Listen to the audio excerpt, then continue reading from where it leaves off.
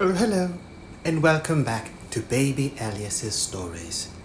We now return to The Voyages of Doctor Dolittle by Hugh Lofting. Part 1, the first chapter, The Cobbler's Son. My name was Tommy Stubbins, son of Jacob Stubbins, the cobbler of Puddleby-on-the-Marsh, and I was 9.5 years old.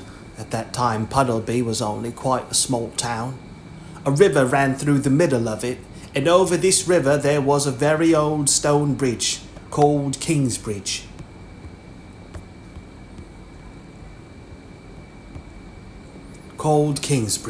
Which led you from the marketplace on one side to the churchyard on the other. Sailing ships came up this river from the sea and anchored near the bridge. I used to go down and watch the sailors unloading the ships upon the river wall.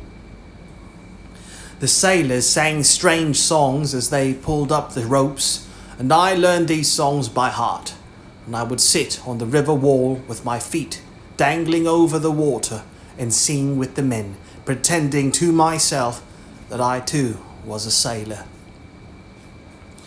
For I longed always to sail away with those brave ships when they turned their backs on Puddleby Church and went creeping down the river again across the wide lonely marshes to the sea. I longed to go with them out into the world to seek my fortune in foreign lands, Africa, India, China and Peru. When they got round the bend in the river and the water was hidden from view, you could still see their huge brown sails towering over the roofs of the town, moving onward slowly like some gentle giants that walked among the houses without noise. What strange things would they have seen, I wondered, when next they came back to anchor at Kingsbridge. And dreaming of the lands I had never seen, I'd sit on there watching till they were out of sight. 3 great friends I had in Puddleby in those days. One was Joe, the mussel man, who lived in a tiny hut by the edge of the water under the bridge. This old man was simply marvellous at making things. I never saw a man so clever with his hands. He used to mend my toy ships for me, which I sailed upon the river. He built windmills out of packing cases and barrel staves, and he could make the most wonderful kites from old umbrellas. Joe would sometimes take me in his muzzle boat, and when the tide was running out we would paddle down the river as far as the edge of the sea to get mussels and lobsters to sell. And out there on the cold, lonely marshes we would see wild geese fly. We would see wild geese flying, and curlews and red shanks and many other kinds of seabirds that live among the samphire and the long grass of the great salt fen. And as we crept up the river in the evening when the tide had turned, we would see the lights on Kingsbridge twinkle in the dust, reminding us of tea time and warm fires. Another friend I had was Matthew Mugg, the cat's meat man. He was a funny old person with a bad squint. He looked rather awful, but he was really quite nice to talk to. He knew everybody in Puddleby, and he knew all the dogs and all the cats. In those times, being a cat's meat man was a regular business, and you could see one nearly any day going through the streets with a wooden tray full of pieces of meat stuck on skewers crying, "Meat! Meat!" People paid him to give this meat to their cats and dogs instead of feeding them on dog biscuits or the scraps from the table. I enjoyed going round with old Matthew and seeing the cats and dogs come running to the garden gates whenever they heard his call. Sometimes he let me give the meat to the animals myself, and I thought this was great fun. He knew a lot about dogs, and he would tell me the names of the different kinds as we went through the town. He had several dogs of his own. One, a Whippet, was a very fast runner, and Matthew used to win prizes with her at the Saturday coursing races. Another, a terrier, was a fine ratter. The cat's meat man used to make a business of rat catching for the millers and farmers, as well as his other trade of selling cat's meat. My third great friend was Luke the Hermit, but of him I will tell you more later on. I did not go to school because my father was not rich enough to send me, but I was extremely fond of animals, so I used to spend my time collecting birds' eggs and butterflies, fishing in the river, rambling through the countryside after blackberries and mushrooms, and helping the mussel man mend his nets. Yes, it was a very pleasant life I lived in those days long ago, though of course I did not think so then. I was 9.5 years old, and like all boys I wanted to grow up, not knowing how well off I was with no cares and nothing to worry me. Always I longed for the time when I should be allowed to leave my father's house, to take passage in one of those brave ships, to sail down the river through the misty marshes to the sea, out into the world, to seek my fortune. The second chapter. I hear of the great naturalist.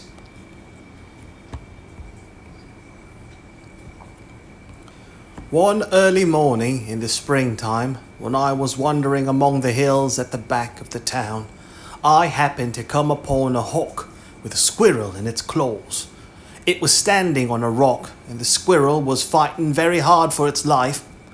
The hawk was so frightened when I came upon it suddenly like this, that it dropped the poor creature and flew away. I picked the squirrel up and found that 2 of its legs were badly hurt, so I carried it in my arms back to the town.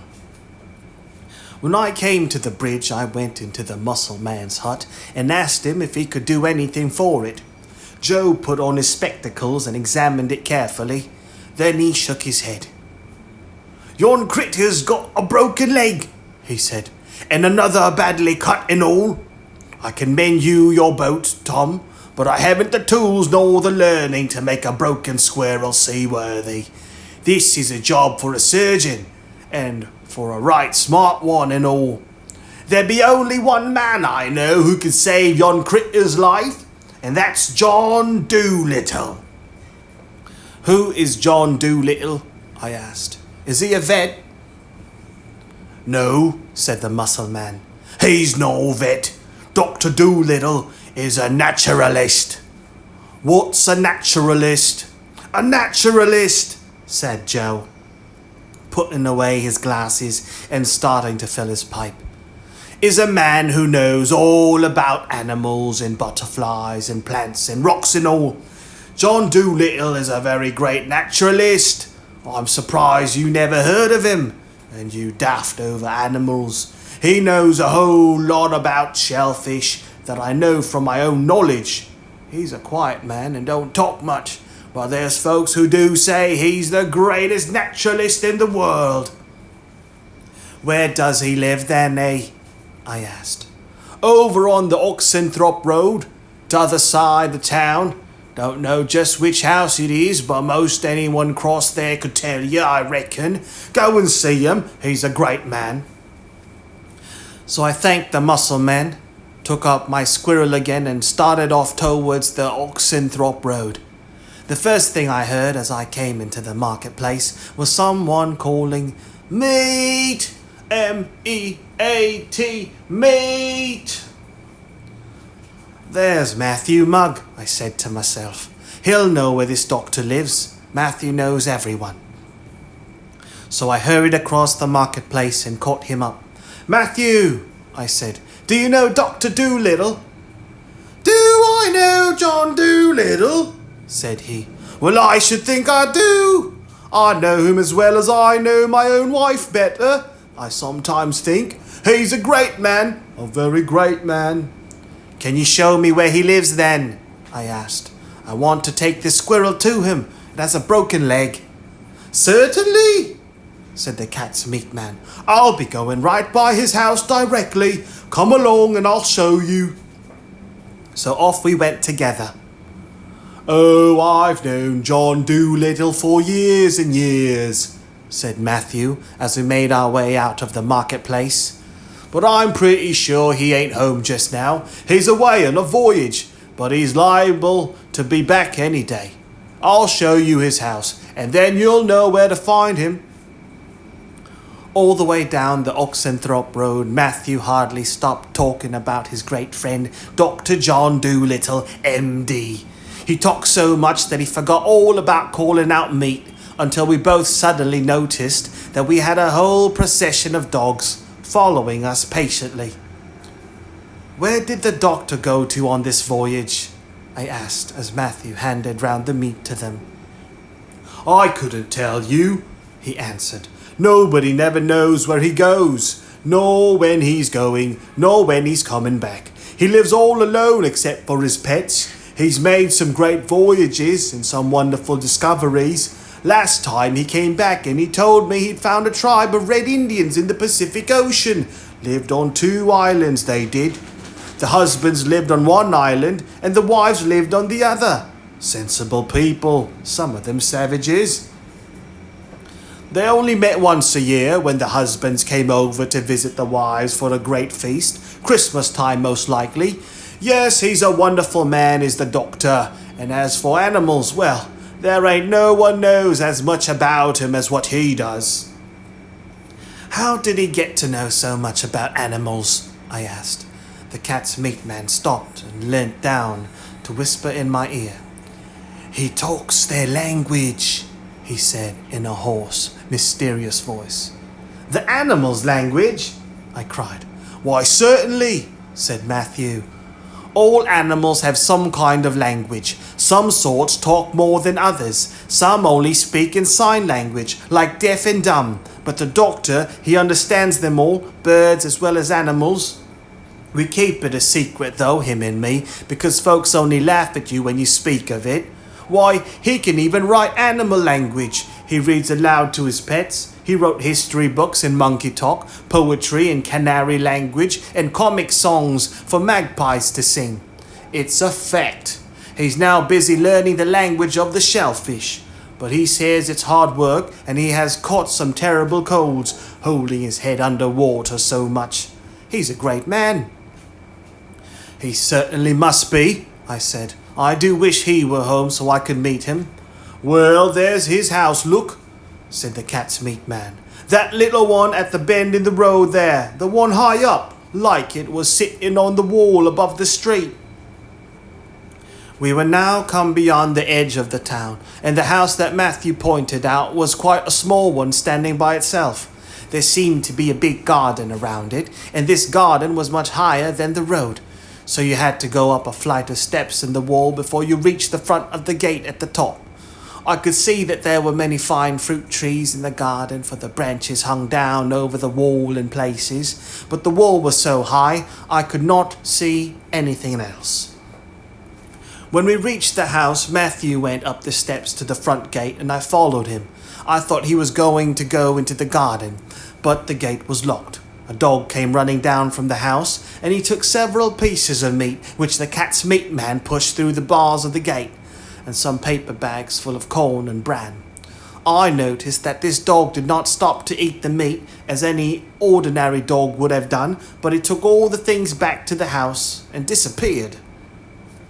He had a curious wide collar around his neck, which looked as though it were made of brass or something. Then we came away. "The doctor isn't back yet," said Matthew, "or the gates wouldn't be locked."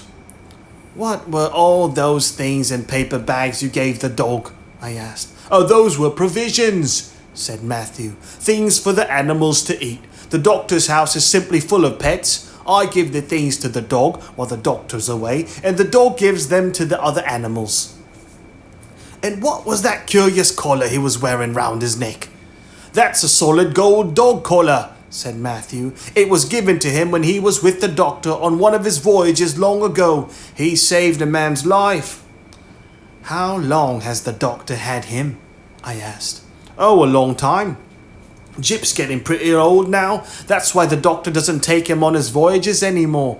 He leaves him behind to take care of the house. Every Monday and Thursday I bring the food to the gate here and give it him through the bars. He never lets anyone come inside the garden while the doctor's away, not even me, though he knows me very well. But you'll always be able to tell if the doctor's back or not, because if he is, the gate will surely be open." So I went off home to my father's house and put my squirrel to bed in an old wooden box full of straw, and there I nursed him myself and took care of him as best I could till the time should come when the doctor would return. And every day I went to the little house with the big garden on the edge of the town and tried the gate to see if it were locked. Sometimes the dog Chip would come down to the gate to meet me, but though he always wagged his tail and seemed glad to see me, he never let me come inside the garden. The third chapter, The Doctor's Home. One Monday afternoon towards the end of April, my father asked me to take some shoes, which he had mended to a house on the other side of the town. They were for a Colonel Bellows, who was very particular. I found the house and rang the bell at the front door. The Colonel opened it, stuck out a very red face and said, "Go round to the tradesman's entrance. Go to the back door." Then he slammed the door shut. I felt inclined to throw the shoes into the middle of his flower bed, but I thought my father might be angry, so I didn't. I went round to the back door, and there the Colonel's wife met me and took the shoes from me. She looked a timid little woman and had her hands all over flour, as though she were making bread. She seemed to be terribly afraid of her husband, whom I could still hear stumping around the house somewhere, grunting indignantly because I had come to the front door. Then she asked me in a whisper if I would have a bun and a glass of milk, and I said, "Yes, please." After I had eaten the bun and milk, I thanked the Colonel's wife and came away. Then I thought that before I went home, I would go and see if the doctor had come back yet. I had been to his house once already that morning, but I thought I'd just like to go and take another look. My squirrel wasn't getting any better, and I was beginning to be worried about him. So I turned into the Oxenthorpe Road and started off towards the doctor's house. On the way I noticed that the sky was clouding over and that it looked as though it might rain. I reached the gate and found it locked. I felt very discouraged. I had been coming here every day for a week now. The dog Jip came to the gate and wagged his tail as usual, and then sat down and watched me closely to see that I didn't get in. I began to fear that my squirrel would die before the doctor came back. I turned away sadly, went down the steps onto the road and turned towards home again. I wondered if it were supper time yet. Of course, I had no watch of my own, but I noticed a gentleman coming towards me down the road, and when he got nearer, I saw it was the Colonel, out for a walk. He was all wrapped up in smart overcoats and mufflers and bright-coloured gloves. It was not a very cold day, but he had so many clothes on he looked like a pillow inside a roll of blankets. I asked him if he would please tell me the time. He stopped, grunted and glared down at me, his red face growing redder still, and when he spoke, it sounded like the cork coming out of a ginger beer bottle. "Do you imagine for one moment," he spluttered, "that I'm going to get myself all unbuttoned just to tell a little boy like you the time?" And he went stumping down the street, grunting harder than ever. I stood still a moment looking after him and wondering how old I would have to have him go to the trouble of getting his watch out. And then all of a sudden the rain came down in torrents. I have never seen it rain so hard. It got dark, almost like night. The wind began to blow. The thunder rolled, the lightning flashed, and in a moment the gutters of the road were flowing like a river. There was no place handy to take shelter, so I put my head down against the driving wind and started to run towards home. I hadn't gone very far when my head bumped into something soft, and I sat down suddenly on the pavement. I looked up to see whom I had run into, and there in front of me, sitting on the wet pavement like myself, was a little round man with a very kind face. He wore a shabby high hat, and in his hand he had a small black bag. "I'm very sorry," I said. "I had my head down, and I didn't see you coming." To my great surprise, instead of getting angry at being knocked down, the little man began to laugh.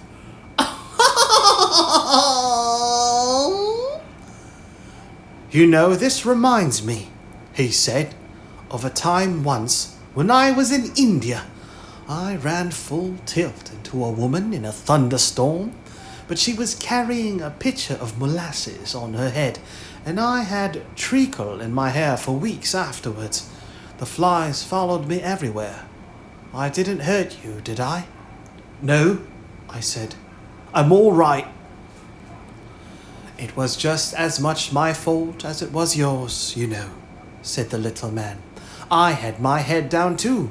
But look here, we mustn't sit talking like this. You must be soaked. I know I am. How far have you got to go?" "My home is on the other side of the town," I said, as we picked ourselves up. "My goodness, but that was a wet pavement," said he, "and I declare it's coming down worse than ever. Come along to my house and get dried. A storm like this can't last." He took hold of my hand and we started running back down the road together. As we ran, I began to wonder who this funny little man could be and where he lived. I was a perfect stranger to him, and yet he was taking me to his own home to get dried. Such a change after the old red-faced colonel who had refused even to tell me the time. Presently, we stopped. "Here we are," he said. I looked up to see where we were and found myself back at the foot of the steps leading to the little house with the big garden. My new friend was already running up the steps and opening the gate with some keys he took from his pocket. "Surely," I thought, "this cannot be the great Dr. Dolittle himself." I suppose after hearing so much about him, I had expected someone very tall and strong and marvellous. It was hard to believe that this funny little man with the kind smiling face could be really he. Yet here he was, sure enough, running up the steps and opening the very gate which I had been watching for so many days. The dog Jip came rushing out and started jumping up on him and barking with happiness. The rain was splashing down heavier than ever. "Oh, excuse me, sir, are you Dr. Dolittle?" I shouted as we sped up the short garden path to the house. "Yes, I'm Dr. Dolittle," said he, opening the front door with the same bunch of keys. "Get in. Don't bother about wiping your feet. Never mind the mud. Take it in with you. Get in out of the rain." I popped in, he and Jip following. Then he slammed the door to behind us. The storm had made it dark enough outside, but inside the house with the door closed, it was as black as night. Then began the most extraordinary noise that I have ever heard. It sounded like all sorts and kinds of animals and birds calling and squeaking and screeching at the same time. I could hear things trundling down the stairs and hurrying along passages. Somewhere in the dark a duck was quacking, a cock was crowing, a dove was cooing, an owl was hooting, a lamb was bleating, and Jip was barking. I felt birds' wings fluttering and fanning near my face. Things kept bumping into my legs and nearly upsetting me. The whole front hall seemed to be filling up with animals. The noise, together with the roaring of the rain, was tremendous, and I was beginning to grow a little bit scared when I felt the doctor take hold of my arm and shout into my ear. "Don't be alarmed, don't be frightened. These are just some of my pets. I've been away 3 months and they are glad to see me home again. Stand still where you are till I strike a light. My gracious, what a storm! Just listen to that thunder.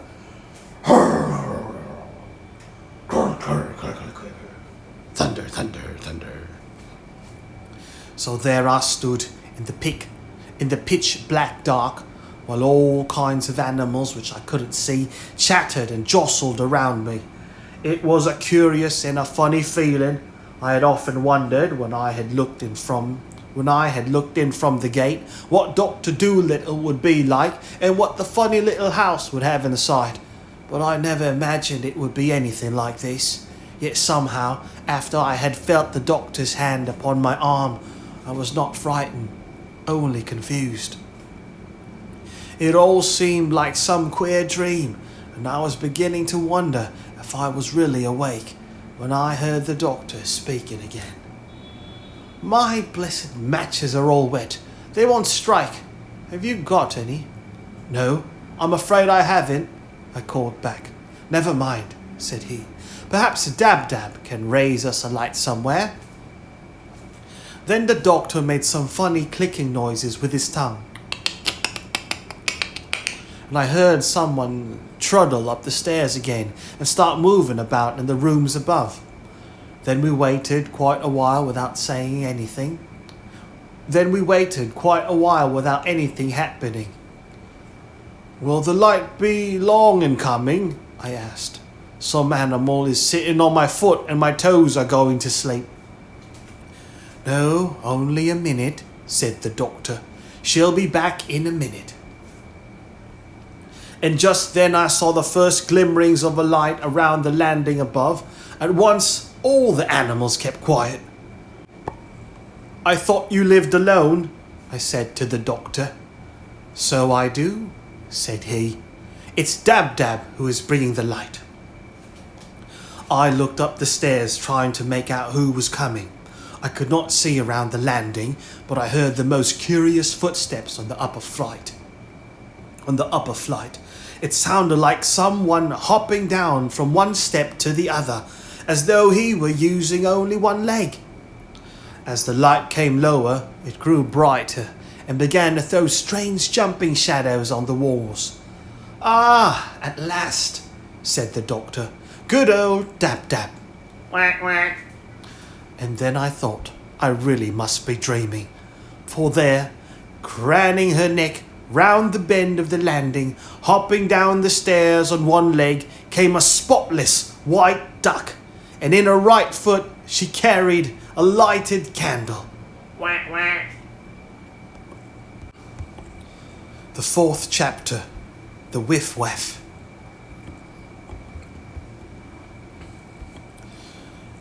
When at last I could look around me, I found that the hall was indeed simply full of animals. It seemed to me that almost every kind of creature from the countryside must be there. A pigeon, a white rat, an owl, a badger, a jackdaw. There was even a small pig, just in from the rainy garden, carefully wiping his feet on the mat while the light from the candle glistened on his wet pink back. The doctor took the candlestick from the duck and turned to me. Look here, he said. You must get those wet clothes off. By the way, what is your name? Tommy Stubbins, I said. Oh, you are the son of Jacob Stubbins, the shoemaker? Yes, I said. Excellent bootmaker, your father, said the doctor. You see these? And he held up his right foot to show me the enormous boots he was wearing. Your father made me these boots 4 years ago, and I've been wearing them ever since. Perfectly wonderful boots. Well now, look here, Stubbins. You've got to change those wet things and quick. Wait a moment till I get some more candles lit, and then we'll go upstairs and find some dry clothes. You'll have to wear an old suit of mine till we can get yours dry again by the kitchen fire. So presently, when more candles had been lighted round different parts of the house, we went upstairs. And when we had come into a bedroom, the doctor opened a big wardrobe and took out 2 suits of old clothes. These we put on.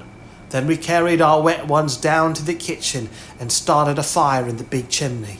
The coat of the doctor's, which I was wearing, was so large for me that I kept treading on my own coat-tails while I was helping to fetch the wood up from the cellar. But very soon we had a huge big fire blazing up the chimney, and we hung our wet clothes around on chairs. "Now let's cook some supper," said the doctor. "You'll stay and have supper with me, Stubbins, of course?" Already I was beginning to be very fond of this funny little man who called me Stubbins instead of Tommy or Little Lad. I did so hate to be called Little Lad. This man seemed to begin right away treating me as though I were a grown-up friend of his, and when he asked me to stop and have supper with him, I felt terribly proud and happy, but I suddenly remembered that I had not told my mother that I would be out late. So very sadly I answered, "Thank you very much. I would like to stay, but I am afraid that my mother will begin to worry and wonder where I am if I don't get back." "Oh, but my dear Stubbins," said the doctor, throwing another log of wood on the fire, "your clothes are not dry yet." "Your clothes aren't dry yet. You'll have to wait for them, won't you? By the time they are ready to put on, we will have supper cooked and eaten. Did you see where I put my bag?" "I think it is still in the hall," I said. "I'll go and see." I found the bag near the front door. It was made of black leather and looked very, very old. One of its latches was broken, and it was tied up round the middle with a piece of string.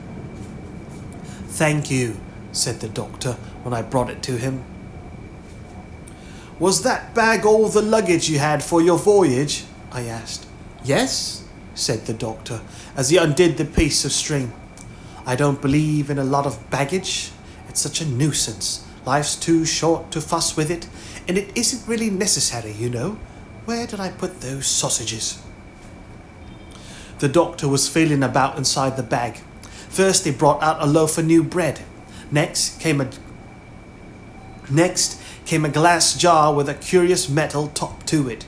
He held this up to the light very carefully before he set it down upon the table, and I could see that there was some strange little water creature swimming about inside. At last the doctor brought out a pound of sausages. "Now," he said, "all we want is a frying pan." He went into the scullery, and there we found some pots and pans hanging against the wall. The doctor took down the frying pan. It was quite rusty on the inside. "Dear me, just look at that," said he. "That's the worst of being away so long. The animals are very good and keep the house wonderfully clean as far as they can. Dab-Dab is a perfect marvel as a housekeeper, but some things, of course, they can't manage. Never mind, we'll soon clean it up. You'll find some silver sand down there under the sink, Stubbins. Just hand it up to me, will you?" In a few moments we had the pan all shiny and bright, and the sausages were put over the kitchen fire, and a beautiful frying smell went all through the house. While the doctor was busy at the cooking, I went and took another look at the funny little creature swimming about in the glass jar. "What is this animal?" I asked. "Oh, that," said the doctor, turning round. "That's a Wiff-Waff. Its full name is Hippocampus pipitopitus, but the natives just call it Wiff-Waff, on account of the way it waves its tail, swimming, I imagine. That's what I went on this last voyage for, to get that. That's what I went on this last voyage for, to get that. You see, I'm very busy just now trying to learn the language of the shellfish. They have languages, of that I feel sure. I can talk a little shark language and porpoise dialect myself, but what I particularly want to learn now is shellfish." "Why?" I asked. "Well, you see, some of the shellfish are the oldest kind of animals in the world that we know of. We find their shells in the rocks turned to stone, thousands of years old. So I feel quite sure that if I could only get to talk their language, I should be able to learn a whole lot about what the world was like ages and ages and ages ago. You see?" But couldn't some of the other animals tell you as well? I don't think so, said the doctor, prodding the sausages with a fork. To be sure, the monkeys I knew in Africa some time ago were very helpful in telling me about bygone days, but they only went back 1,000 years or so. No, I am certain that the oldest history in the world is to be had from the shellfish, and from them only. You see, most of the other animals that were alive in those very ancient times have now become extinct. Have you learned any shellfish language yet? I asked. No, I have only just begun. I wanted this particular kind of pipefish because he is half a shellfish and half an ordinary fish. I went all the way to the eastern Mediterranean after him, but I'm very much afraid he isn't going to be a great deal of help to me, to tell you the truth. I'm rather disappointed in his appearance. He doesn't look very intelligent, does he? No, he doesn't, I agreed. Ah, said the doctor, the sausages are done to a turn. Come along, hold your plate near and let me give you some. Then we sat down at the kitchen table and started a hearty meal. It was a wonderful kitchen, that. I had many meals there afterwards, and I found it a better place to eat in than the grandest dining room in the world. It was so cozy and homelike and warm. It was so handy for the food, too. You took it right off the fire, hot, and put it on the table and ate it. And you could watch your toast toasting at the fender and see it didn't burn while you drank your soup. And if you had forgotten to put the salt on the table, you didn't have to get up and go into another room to fetch it. You just reached round and took the big wooden box off the dresser behind you. Then the fireplace, the biggest fireplace you ever saw, was like a room in itself. You could get right inside it even when the logs were burning and sit on the wide seats either side and roast chestnuts after the meal was over, or listen to the kettle singing, or tell stories, or look at picture books by the light of the fire. It was a marvellous kitchen. It was like the doctor, comfortable, sensible, friendly and solid. While we were gobbling away, the doctor suddenly opened, and in marched the duck, Dab Dab, Quack, quack. and the dog, Jip, dragging sheets and pillowcases behind them over the clean tiled floor. The doctor, seeing how surprised I was, explained. They're just going to air the bedding for me in front of the fire. Dab Dab is a perfect treasure of a housekeeper. She never forgets anything. I had a sister once who used to keep house for me. Poor dear Sarah. I wonder how she's getting on. I haven't seen her in many years. But she wasn't nearly as good as Dab Dab. Have another sausage. The doctor turned and said a few words to the dog and duck in some strange talk and signs. They seemed to understand him perfectly. Can you talk in squirrel language? I asked. Oh yes. That's quite an easy language, said the doctor. You could learn that yourself without a great deal of trouble. But why do you ask? Because I have a sick squirrel at home, I said. I took it away from a hawk, but 2 of its legs are badly hurt, and I wanted very much to have you see it, if you would. Shall I bring it in tomorrow? Well, if its leg is badly broken, I think I had better see it tonight. It may be too late to do much, but I'll come home with you and take a look at it. So presently we felt the clothes by the fire, and mine were found to be quite dry. I took them upstairs to the bedroom and changed, and when I came down the doctor was already waiting for me with his little black bag full of medicines and bandages. Come along, he said. The rain has stopped now. Outside it had grown bright again, and the evening sky was all red with the setting sun, and thrushes were singing in the garden as we opened the gate to go down on to the road.